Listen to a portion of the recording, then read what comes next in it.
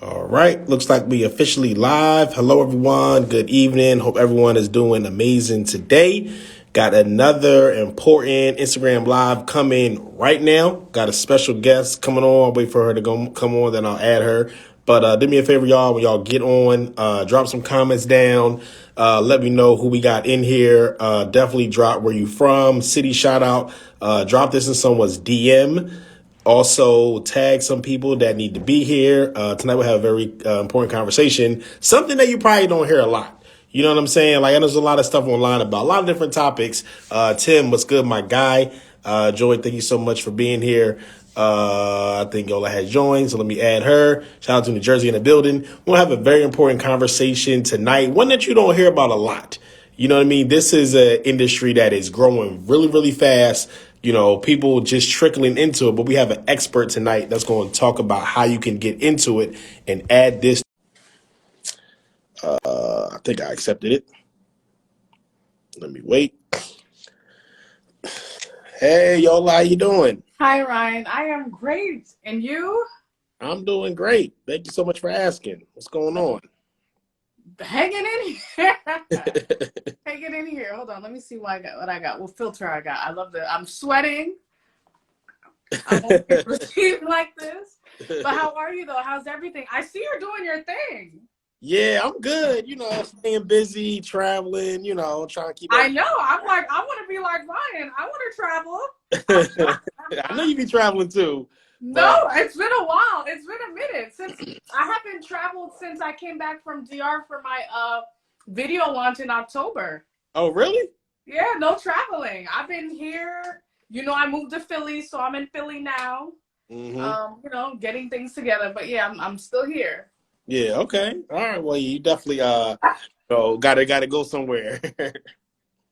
hmm All right. So I knew we got some folks joining. My first question always, you know, for those of course that don't know who you are, if they don't, you know, just tell us a little bit about your background and who you are.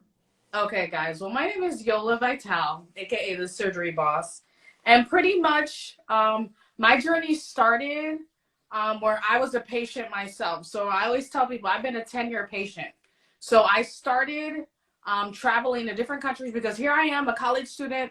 I just graduated college, had no type of funds, and you know, once you get to a certain age, you get booted off your parents' health insurance.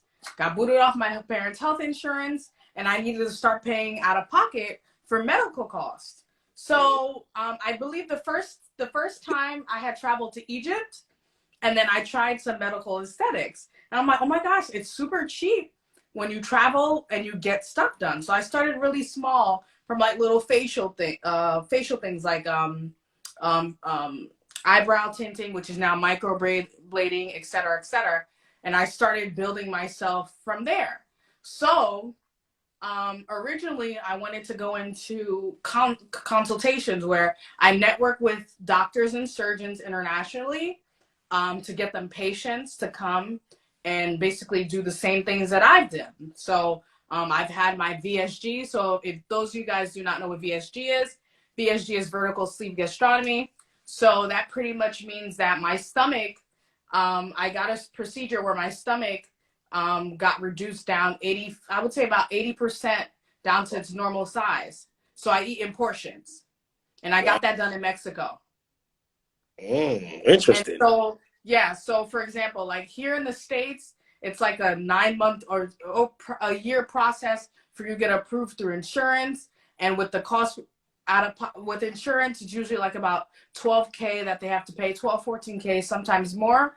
But I went down to Mexico, saved my money, went down to, well, originally I went to India. I went to Delhi, India. I got to Delhi, India. I had my deposit, everything set. It was a complete culture shock for me. I couldn't take it. And I ended up going to Tijuana, Mexico to get my sleeve done. And I only paid about $4,000, guys. $4,000 for me to reduce my stomach. I lost about 100 pounds from that procedure. And then I got into plastics. Once I got into plastics, um, it was like all the nurses when I would travel, they would love me, et cetera, et cetera. They're like, Yola, open a recovery house here in DR, open a recovery house. And that wasn't in my mind. My entire mind was on real estate. I wanted to buy properties, fix them, flip them, etc. And then one day my mentor sat down with me. He's like, Yola, everyone wants to get into real estate, right? Stick to what you know. Stick to what you know and capitalize off of that. So what do I know best? Medical tourism. So I put my all into medical tourism. It's an industry that I love. I opened my first recovery home 2 years ago in the DR. And then recently I opened, last year I opened up my location. Come here. I opened my location here in Philadelphia. So that's pretty much my back end. Medical tourism, medical tourism, medical tourism. I live, breathe, eat that. I believe everyone should get the experience in traveling internationally and getting anything done. Even my gynecologist is in DR. My Really? gynecologist, yeah, not here in the States, in the Dominican Republic. So every time I go to DR, I go to see my dentist, I go to see my gynecologist, and I save a ton of money paying out of pocket. So for example, like for a I'll use what's that called? A root canal, right? A root canal here in the States, you're looking at about $1,200, $1,200. My root canal in Cartagena, Colombia was $100. And when I tell you that was the best root canal I've ever had in my life, that root canal saved me.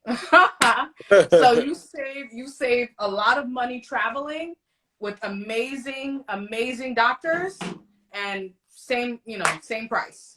I mean, cheaper prices, way cheaper. You save like, I always tell people anywhere between 70 and 90% of what the value is here. Yeah. Wow, that's interesting. Yeah, I definitely got some follow-up questions to that. I got other, questions, of course, about, how you open and everything like that. But I know it's probably a lot of people like, well, because it's the U.S., like they automatically assume that the healthcare is better or the procedure and stuff is better. So when somebody's like, well, that sounds good, but if I go to India or I go to DR, I go to Mexico, I'm not going to get the same quality. I don't trust those doctors. And that's like, no, the quality, think of it this way. When you go to see your medical doctor, what races are there mostly? Okay, you don't find, it's very rare that you'll find American medical doctors. Most of them are foreigners. So they bring a lot of their practices. Yeah, they bring a lot of their practices here. So my doctors tend to be mostly Indian. So I spoke to my medical doctor at that time. He's like, go for it. Find a surgeon, go for it. And, I trust them. Unfortunately for me, traveling to India, as much as I loved it, they're not used to seeing persons of color like myself in their country. So here I am videoing them, and in return, no, they're videoing and taking pictures of me. They want to take pictures of me. They're interested about me and my color, where I'm from. So it's, it was kind of like, oh my God, it was difficult for me. But if I could do it again, I would still do it in India, because the facility was clean. The doctor spoke English. The surgeon spoke English. I just panicked because that was my first major procedure, and it's crazy because I still ended up doing internationally, but I just went to Mexico. Yeah, that's interesting. As soon as you said that, I had to think my doctor is not American. Like once you said that, that made sense. Like, yo, that's crazy, right? Yeah, and a lot of them tend to choose like herbal and natural treatments. I am so against always taking like pills, et cetera, because all of that leads to kidney failure, a lot of things that we don't look into. So when you travel, a lot of doctors will support, natural remedies where you're not going to just stick to, them trying to put you on Percocets or, Tylenol, et cetera, et cetera. So I am pro medical tourism as long as you're doing it the right way, as long as you do your research, etc. So this Tim Jack, yeah, none of your doctors are American. They're not. They're not going That's to be. crazy. Americans, see, the thing is, right? Americans do not want to study medicine. They don't want to. It's not, I believe it's a cultural thing, right? I can say for myself, as a person of color, I am Haitian. I'm of Haitian descent. Something about our roots, something it is about us as person of colors. It's just different when it comes to medicine. We know what to take, what to do. My dog is like, calm down. He is in his moment. I am so sorry. you guys. Nah, you Yeah. good. Yeah, that's great. Tim brought up a great point as well. He said, yeah, they have colorism in India, interesting perspective though. Yeah, He's African, yes. that's definitely true. So, like what was the process like to actually start that? You know what I mean? Because and you of course don't give away too many gems because she does have a course, y'all. We'll talk about that. She has a whole master class, a whole program that literally gives you the blueprint on how to do this. But I know it's probably people like even for myself, like I'm interested in it, like what's the steps to actually go and like open one of these houses? Can you lease? Do you have to own the place? How do you go through the licensing or the Yeah. all the qualifications and like the compliance stuff? Like what is like how do you actually open one of these? Okay, so in order for you to own a recovery house, you do not have to have absolutely any medical experience. Guys, if I tell you what my background is in, my background is in recruitment. I don't have any medical tourism background at all. I just happen to, because of my experience, I happen to fall into it. But you do not need any medical experience. You do not need to actually have had any procedures done. The only thing I always tell anyone is just as long as you're a hustler, you have common sense and you know how to lead, this sort of business is for you. So you do not need to own the property. So think of it as, I always mark it as the Airbnb of healthcare. You get a home, you furnish it, you hire licensed medical personnel to come in there and provide personal care. So it all falls down to the wording that is, packaged with your with how you start your recovery home. Okay, personal care. So unless you're a registered nurse, unless you have certain medical doctor on your team, et cetera, you cannot provide a certain level of care, which I go into details. You have to put that in your business plan, et cetera, et cetera. But it's not rocket science. It is not rocket science. Just think Airbnb of healthcare. Once you do want to fall into certain categories where you want to become licensed, I have been pushing, especially recovery home owners now in the States. If you complete a home care licensing under your recovery home, you're able to not only cater to patients, but to cater to everyone, absolutely everyone as well. And after that process, then you file for your Medicaid and Medicare certifications, which allows you to get more money through that, and etc. So although in the States, there is not a legitimate process. So basically, mostly the recovery homes you see operating out of Florida, Miami, etc., they're not operating under some license. You might find some recovery homes that may have a home care license that they're operating under, which substantially helps. And that is what I am promoting, because until there are laws in place for recovery homes in the States, that is the process. Internationally, there's already processes. So Colombia, Santo Domingo, which is Dominican Republic, there are processes in place to become an actual licensed recovery home. Guys, I don't speak Spanish, okay? I now understand Spanish, so I understand. I'll respond to you in English, but I had absolutely no experience in Spanish whatsoever. I steered away from Spanish. I'm Haitian. I steer close to. I was most comfortable with French. So you do not need to speak Spanish. You just have to most of the individuals that operate in the post-operative world in the DR or Colombia, they tend to speak English as well. So that helps where you're able to get a house manager that's bilingual or trilingual, et cetera, et cetera. So you do not need to have that experience. Mm. I hope y'all taking notes, dropping gems. If y'all getting value out of this conversation so far, do me a favor, drop a comment, drop an emoji. Like I said, share this out, tag some other people that may be interested in that, or just like I said, adding this to your portfolio. So I know a lot of people probably thinking about cost. You know what I mean? Like, all right, do I need like a whole lot of money? Like, can I start? Of course, I guess I can get funding or loans and like, just rough estimate. What type of money people looking at to start one of these? Okay, so originally, right, I was teaching everyone that you needed a minimum of 30,000, but you do not. Okay, you can have substantially less. It all falls down to how you're budgeting. That is something that I teach as well. Okay, options on how you're going to furnish.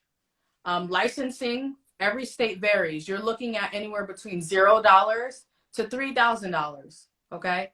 And that's something that you have to worry later on in the line. So just think of being able to obtain a lease, furnish it. Okay. If you want to put hospital beds, I do not recommend hospital beds. I prefer the more modern, the modern electrical beds, which is pretty much the head and foot adjustable. You have to put all of those into your costs, okay? And your costs and what you're looking to charge. On average, in the United States, per night, recovery homes charge about $200 a night, okay, at minimum. And patients tend to stay between 5 to 7 days, maybe more here in the States. In the Dominican Republic, you're looking at about $100 per night minimum, and that's generally what I charge for a triple suite, which is a room that has 3 beds in it. So each patient is paying $100 per night, okay? But in the States, right, you make more, because even though they stay less, you're getting more for your rate. So depending on what amenities you provide, what your home offers, the food, the meals, are you going to have a in-house chef? Are you going to do outside catering? So all of that falls down into how much you're going to charge per night. But no, you do not need a substantial amount of money to start, okay? So on average for an Airbnb, you're looking at about $10,000. Once you add in your licensing and rental coverage, rental insurance, etc., you're looking at anywhere between 15 to 20K less. But that is something that I teach, how you're going to really budget yourself to not spend too much, okay? And also, guys, not only do you make money per person that comes into your house, absolutely anybody, any outside service that comes to perform a service for your patients, you get commissions out of. And you also get commissions from the surgeons and doctors you network. So, for example, there's a dentist that I automatically get $500 referrals.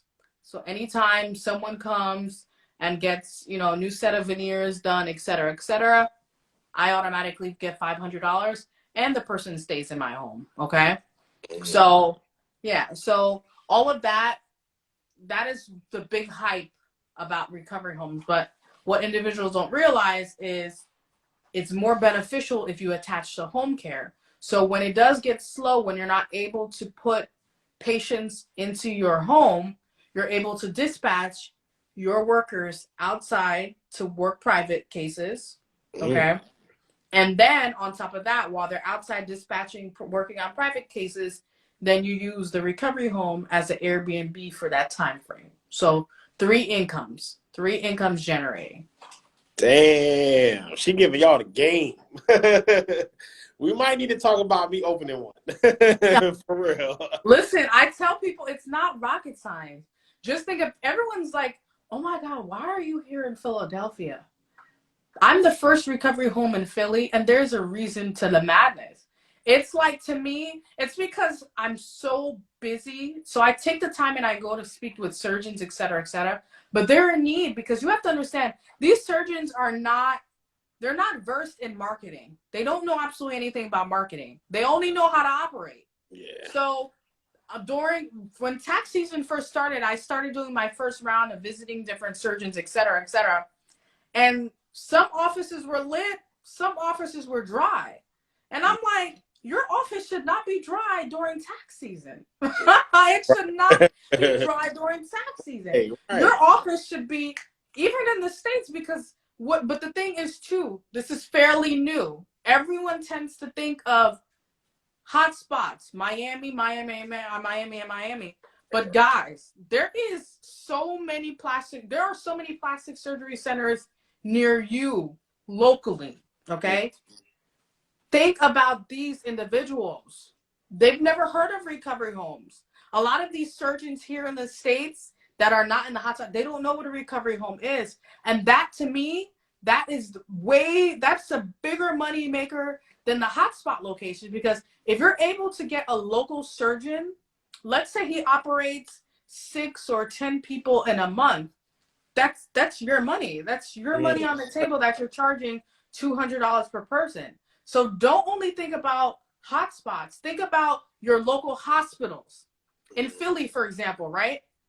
I am located, my recovery home, even though I am transitioning out of North Philly, I get a lot of individuals that are they have children that are going to the children's hospital here because they have cancer. Okay, they're coming for an operation. They need a couple of days, and after they get dispatched, after they get discharged, they want a place to stay. So not only am I offering a place to stay, but I can offer a home health aide, a caregiver, to be there to assist them with the child post-op.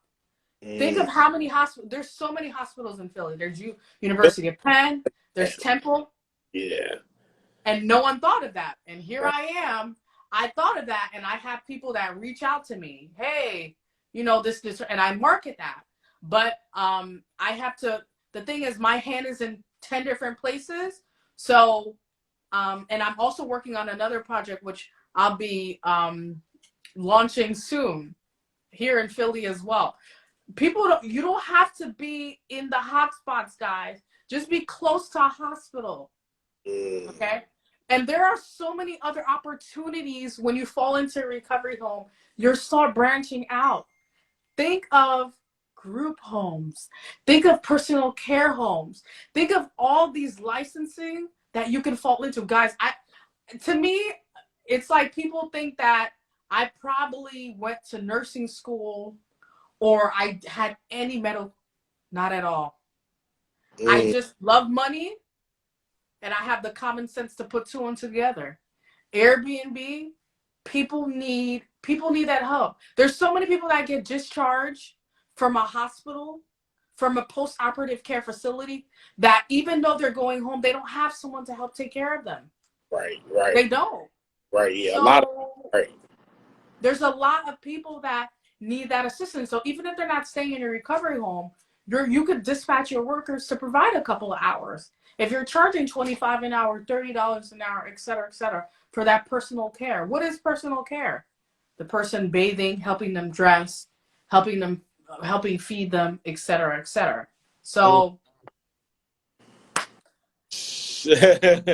listen, I know people see the line is like, she thinking about it. I know someone asked someone to get that. Yes, love, do you teach a class? She does. It's at the surgeryboss.com. Yo, if you type that down, I can pin it to the chat. Okay. Your program, I believe it's the surgeryboss.com. So yeah, you definitely can access that. She goes over a lot more stuff in depth and give you the actual blueprint and how to set everything up. So you can definitely take a look at the program. And that was going to be one of my questions, was actually location. Like, how do you pick a location? I always tell anyone, right? Location falls down to how many hospitals. Everyone has a hospital in their town, city, state. All right. How many outpatient centers, strip clubs? Guys, that's your money maker, because so many people are getting their body done. Yeah. Where there's nightlife, beauty, etc. That's your money maker. Can't stress that enough. That's how you're going to make money. Mm-hmm. Okay. Another thing I'm curious on is like the actual, I know you talked about a little bit, of course, but like the business model and profitability. I know it's like easy cash flow, and I know you always say basically it is passive income because you have a spot in DR and you don't live in DR, so you have a place there that's still making money for you. So I guess what's the business model, or when people ask how profitable really is it? What would you say to that? It all falls down to what your what your daily rates are and how many patients you're able to accommodate in your space. So if you have a 4-bedroom home, easily should be able to accommodate 8 patients. 1 bedroom should at least be a private suite. You have 2 bedrooms that you make a double suite. So that consists of 2 beds in 2 different rooms. And then 1 room that has 3 beds in it. So so you can have 8 patients on rotation.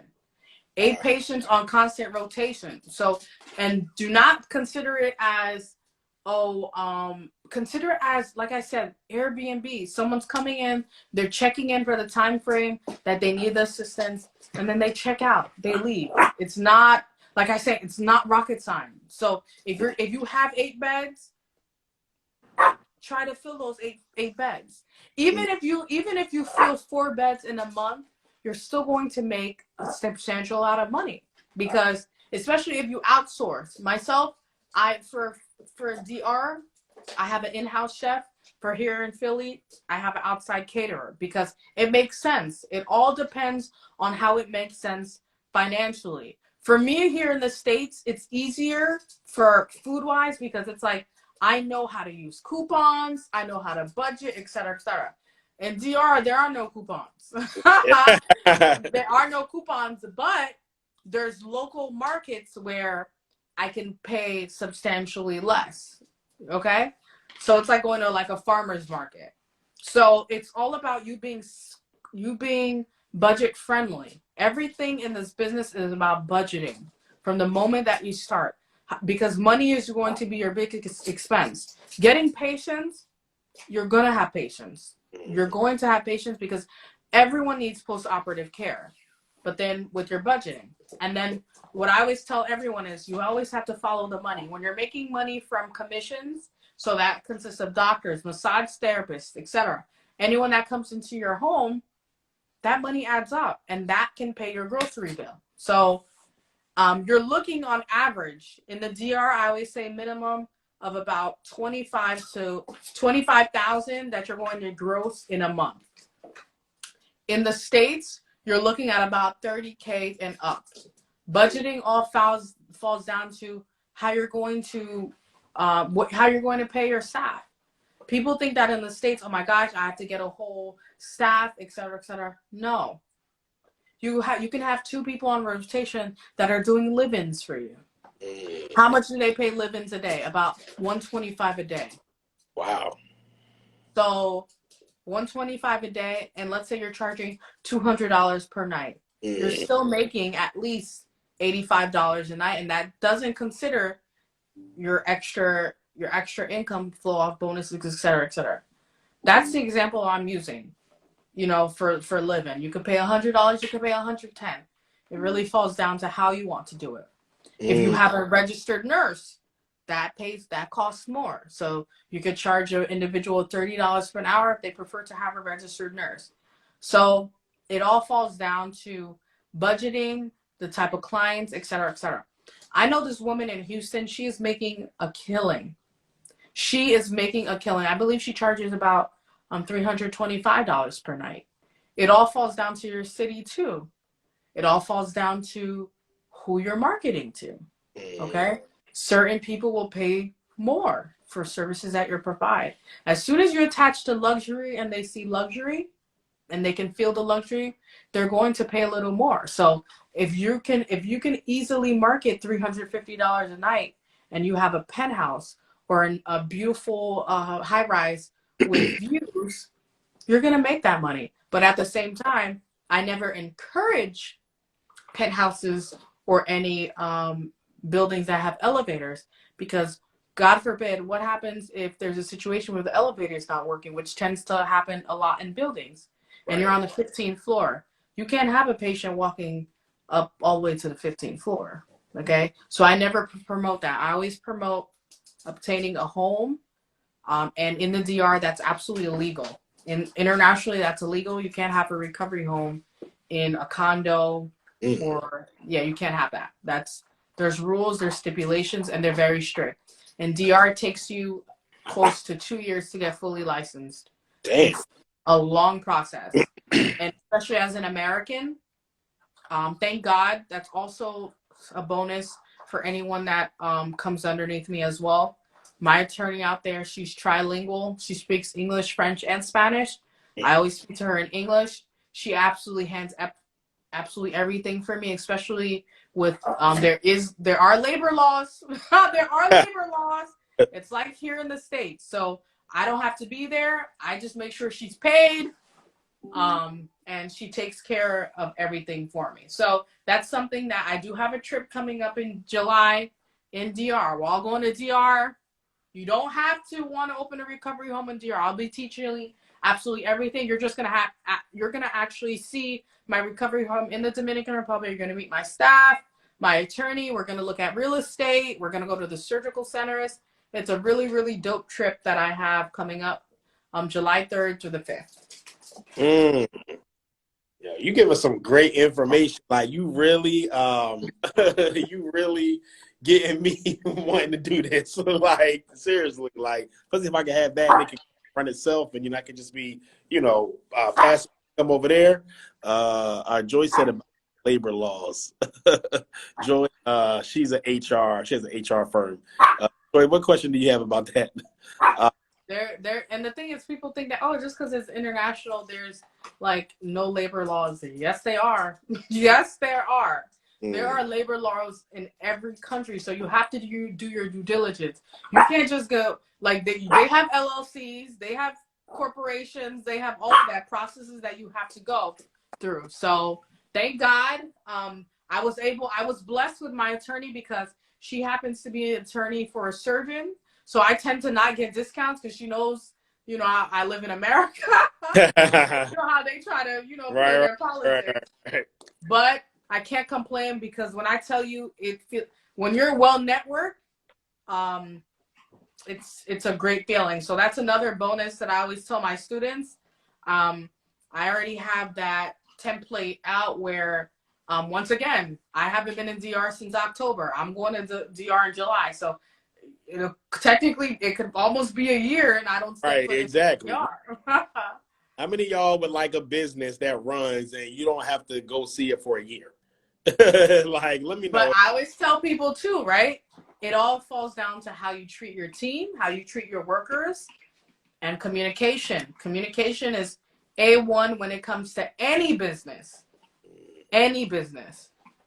Joy said, no question, just being shady. Folks ain't following U.S. law, so I know they're trying overseas. I'm glad this was mentioned. They do try it, but at the same time, as an American, that's one problem I don't want to have internationally, because this is one of those things where you step down into DR and it's like they pull you aside and they start questioning you. So I don't want to have any problems internationally. I follow all the rules. In the States, you could, get away with certain things, but when you're in a country and, no, I don't. I follow the rules and I teach everyone to follow the rules as well. Oh, you paid for a private nurse? That's also an option as well. Paying for a private nurse to come. That tends to be mostly for they do it in DR, but mostly in Miami as well. Okay. What other questions y'all got? Y'all got any specific questions for Yola? Anything she discussed about her program, about her trip? If you think about getting into this, like I'm really seriously, you really got me thinking about this. Like seriously, especially like you said, like it's not like a whole lot of money to start, and like no, it's not. See, the thing is, right? I always tell everyone, if you love it. Being that I was already in, I started off, I got a glimpse of the world, et cetera, et cetera. So I love it. It's my passion. But if you're just going to think about just the money aspect, yes, the money is there, but it comes with a lot as well. So, but once you're able to have a system going and, you make things easier for yourself, it's literally, when I tell you, I just look at my phone, I'm like, oh, I got to deposit. That's what I'm saying. Like passive income is like thebomb.com. Same thing with like Airbnb, right? Yeah. I'm like half and half with Airbnb. Airbnb to me, it's not a business, right? I don't like it how people teach Airbnb as a business. Airbnb is not a business. It's a side hustle. Okay? Yeah. It's a side hustle. If you want to take about $10,000 and know that you put it, it's like, why are you leaving in a savings account? All right. You furnish a place, you rent it out, and you're making between $1,500 to $2,000 a month on top of the rent that you're paying, then that works. Okay. But once again, that shouldn't be income. That's just something that's going to your savings. Okay. So this hype that has everybody running to Airbnb works really works when there's the old money. So I'm not against Airbnbs, okay? It all depends on how you do it. If you think that you're just gonna throw a table, kitchen in there, a kitchen table, a couple of chairs, a couch, no. People pay for an experience. If Mm. you're going to do an Airbnb, attach it with an experience, and then you're going to be able to capitalize that. If somebody's only teaching you how to throw some furniture in a room and saying you have an Airbnb, you're going to be very disappointed. So Mm. please, about cleaning the Airbnbs, that is something that you can make a lot of money from, okay? Because a lot of Airbnbs, like for example, for myself, I realized that with my recovery home here, with the constant, I don't clean it, so I ended up starting my own cleaning service because it's like, here I am, I'm constantly paying my staff for my whatever, and they need more work. So in cleaning services, yes, I'm all for it. But with Airbnbs, guys, do not sit here and think that it's going to make you rich or you're going to generate all of this money off of Airbnb. It's really sad how people are just pushing just this Airbnb. No, make it an experience. And when I say experience, is themed, okay? Themed Airbnbs. Make it make sense. If you're not making it make sense, everyone always tells me, how are you able to do what you do? Because I provide an experience, okay? For example, like I'll be opening next week my content house here in Philadelphia, right? How many content houses do you know that are in Philadelphia? It's a home. I have a space where you come. It's mostly for photo shoots, video shoots, etc. I charge a nice rate per hour. Okay. If you want to stay, that's something, substantially extra, but it's an experience that I'm giving you. Because Mm. if you look at the home, as soon as you walk in, I mean, I have a cabaret style room, for goodness gracious, with a pole. I call it an entertainment pole. I don't call it a stripper pole.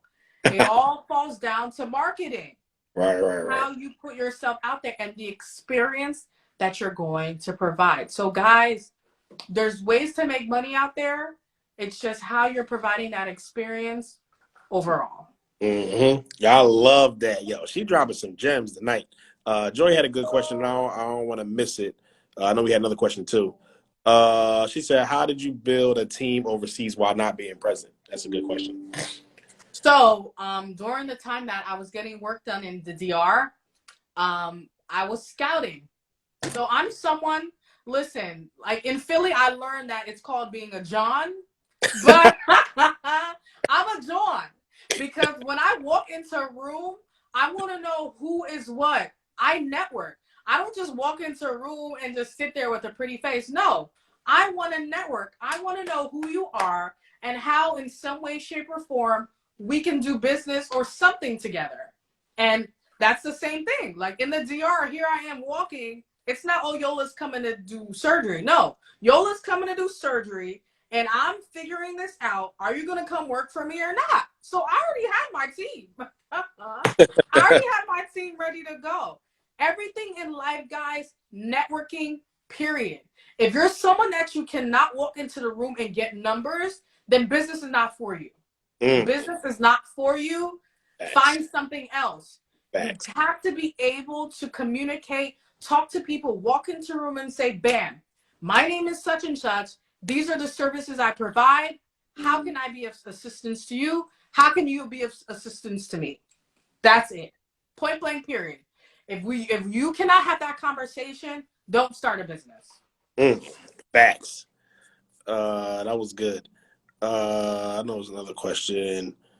I don't think you answered this already. You basically just said it again, but I know you answered it anyway. Like, how do you go about hiring medical professionals in the home? Guys, it's easy. There's Indeed. Okay. You verify, you do background checks, verify your certifications, but once again, do not put too much into it. It's personal care. Personal care. You're not opening up a hospital. You're not opening up a surgical center. You're hiring individuals to provide personal care. That's it. That's it. Personal care, companions, home health aides. Once you get to a certain level of certification, then you can get registered nurses on your team, but you can still get them as on call. But I'm talking about really, really working on payroll. So it's not rocket science, guys. Don't put so much into it. Personal care. Mm-hmm. All right. Shanice said, yes, I say this all the time. Shanice, you next up. She next up, about to take your business level. Yeah, that was great. Any other questions y'all got? You that like, I don't know about y'all, but I'm sold. Like, I'm like, yo, I got to get into this. You know, I definitely got to get this industry. And like you always say, like, it's still really early. Like, I don't see nobody else besides you. I don't know anybody else talking about this, doing this at all. You know And what I mean? that's another thing too, right? I tell everyone, like, anyone can tell, anyone knows, everyone knows somebody that has an Airbnb. How many people that you know that own a recovery home? Airbnb attached to medical to it. It's not rocket science. I keep stressing that. It's not rocket science. Um, and it's not, everything falls to licensing. Another example I'm going to use, right? Everybody and their mother is opening up an event space. But at the same time, all these event spaces are getting shut down. Why? Because of licensing. They don't have certain licensing. When you have a banquet hall, an official banquet hall, there's certain procedures that you have to go through, certain licensing, etc. That sets you above the rest. And that gets you having consistent income, consistent money that's coming in legally, guys. And it only takes just extra paperwork. People never want to do their work. They see all the money, they see all that other stuff, but then when it comes to the extra paperwork, they want to do it. They don't want to do it. It's crazy. Like, just do it. Just get it done and see how much it pays off. Mm-hmm. Said to my Philly, I love her. Somebody, color my Miles said, is there a book to purchase? She has a course, so the course is right there. The link is thesurgeryboss.com. But yo, do you have a book, or are you going to put out a book or anything as well? I'm not going to put out a book. I've been doing webinars. So I do webinars. My next set of webinars, which my classes starts at 9, but that's closed. So the next set of classes I have is on I believe May 8th or something like that. So inbox me if you're interested in that course. It's only $2.99. It's a 3-day webinar, okay, where I go over absolutely everything. I did that as a start. I didn't think people would be hyped behind it, but I did that as a start. So to make it, somewhat affordable, now that Mother's Day is coming up, so that individuals can get a better understanding on what a recovery home really is. So my next webinar, 3-day webinar, comes out for that. And I do offer mentorships, etc., etc. But I cannot stress that enough. If you can make it to the trip to the Dominican Republic, if you have your passport, please come on this trip, because you are going to be seeing everything that I have to deal with on a day-to-day basis operating a recovery home. Okay. This will be a complete eye-opener, and especially the fact that we're going to the surgical centers, the whole 9. Okay. The trip includes everything besides airfare. So meals, your stay. Like I said, we're going to visit my recovery home. You're going to meet my house manager. You're going to meet my staff. You're going to see my home. Okay. You're going to understand the difference, why I charge a certain price versus why other recovery homes charge a certain price. So that is going to leverage you and help you. So even if you want to open a recovery home back here in the States, you're going to already have an understanding. Okay, well, no, this is how it should look. This is how it's done, et cetera, et cetera. Mm-hmm. I love that. Yeah, this was a great conversation. If y'all enjoyed this, do me a favor. Drop a comment down, an emoji. If you got any last questions, feel free to drop it down. She does have a program. I've seen it. I've seen the content. It is great. So you can go to thesurgeryboss.com, thesurgeryboss.com. We're going to retarget you on some ads if you ain't ready. If you go to the page and you don't buy whatever, she's going to keep showing up in your feed as well, with her marketing, her funnels, and her ads and stuff like that also. Mm-hmm. All right, anybody got any last questions? Or Yola, you got any last words or any other tips for the people? You dropped a lot on people. I tend to drop. We might have to charge for this. I don't. I might have to charge for this. The thing is, right, I don't do this often, so when I do it, I start blurting. I start talking a little bit too much, but I'm someone that with the amount of work that I have to do, it's very difficult for me to continuously stop. And that's another thing too. Like, I try to teach people, like, you have to really understand those that are really hands-on with their business versus those that aren't. I'm someone that I schedule content. I schedule a day for content but at the same time, like I'm really hands-on. Like I have a lot of things that I do on the back end. So Yeah, yeah. by the way, like your content is great. And I know even before you was like, I don't be on social media like that. And I'm like, I'll be looking now, like, you sure? Like your content be looking good. That's the thing, because I schedule one day where I do all the content and I save it. Like I save it, I continuously do it. I make sure that I set that as an appointment. I have an assistant that helps me with that. And we just do content for the day. And then I focus on work of the other days. And then even when I'm working, I try to do content there. So it's a lot, but it's helped me substantially. Remember when I met you, I hated content. I said, oh no, I don't want to be doing reels. I don't want to be doing all this stuff. But people love that stuff. They love it. And as long as you make it genuine, I make it genuine. I do it like, everything that I do on a day-to-day basis. That's me. That's what you're going to get. If you think that I'm about to upload content of me going to the Louis store, that's not happening. Because I'm not putting my money. No, there's so much thing. Listen. I'm. People think that I make money. I'm broke around my mentors. All right, my mentors are out here kicking ass. All right, so until I get to a certain level, I can't buy. I can't live the way that I want to live. So it takes money to make more money. So. So the content that you're getting is me genuinely, that's my content. So if you think I'm going to fake it and go to the Maserati store and do it, I'm not doing that. I'm not. I feel you on that. All right. I don't see any last questions. Yola, thank you so much for this. Thank you to Ryan. Like, I can't listen. Ryan, I mean, your funnel system, you're the way, see, the first thing, I didn't understand it at all.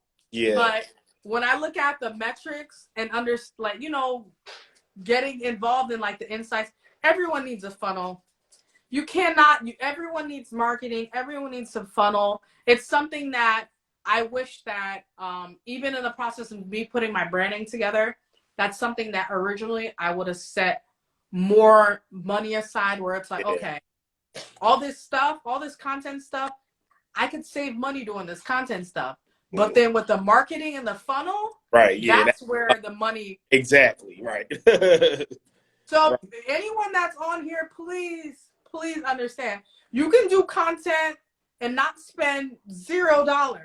But for your marketing and your funneling, that's where all your money should be pushed. So that's something, that Philly interview face. Oh, that's probably you. You talking about me because I'll be looking serious.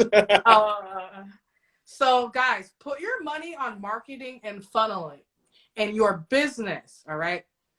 Content, pretty pics, all that other stuff. You can do that for free 99. I learned. But marketing, funneling, all that stuff is a must. Is a must for your business. Definitely. And I agree, of course, because like you said, you gotta have the system, you gotta have like your website, you gotta have the pages, like you gotta have the design, you gotta have the copy, you gotta it's a lot. It's a lot. In front of people, you know what I mean? Like it's a whole nother part of it. That's why I tell people, like, like the content, even have an idea, even creating a business, creating a product or service. To me, that's like the easy part. Like you can create that, but it's like, all right, how you gonna market it? How you gonna get in front of people? How you gonna get customers? Like all that honestly stuff. For anyone that actually has that does branding and branding and stuff like that, I would suggest that is like the first thing. Like you sitting down with someone like Ryan, the funnel doctor, first, okay? Right. And then you can do your content. That stuff is last. Right. That budget for the content is last. Marketing and funneling first, because that is what people are going to see. And then they're going to see all these pretty pics and content disorder. But like I said, content, you can make free content. Like you can make free. When I see the type of people that have millions of followers and they're just walking into a restaurant or not even just in a park. Right. So guys, put your money on marketing and funneling, and then everything else will fall into place. Ryan, that should be your slogan or something. Right. That, right. Definitely. All right. I know you got a class coming up too, I I believe. do, I do. Yeah. So, like I said, So if thank. anyone wants to reach out to me, feel free to DM me. I do check my DMs. I also have a contact button in my bio so that the text message comes directly to me to my text community where I'm able to respond. But I appreciate Ryan for, allowing me to get on this live. Unfortunately, I do have a webinar class at 9 o'clock, 9:30. So I do have a little bit of time. I have to, freshen up, etc. But I appreciate everyone for getting on this live. And I look forward to having more recovering homeowners, guys. Don't be afraid to ask questions. I'm here for that. And look out for, all my webinars, etc. that come out. And I Definitely. appreciate you too, Ryan. Yeah, of I course. appreciate you. I wish, like I said, I wish I had you firsthand. Wish I Right. had you first.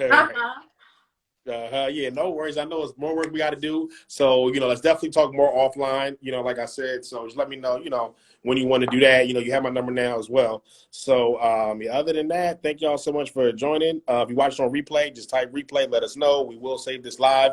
But make sure you get into the program. She is the boss when it comes to this. She is the expert. She has multiple locations, so she can definitely help you. This is what you want to do. All right. Thank you so much, guys. Have a good night.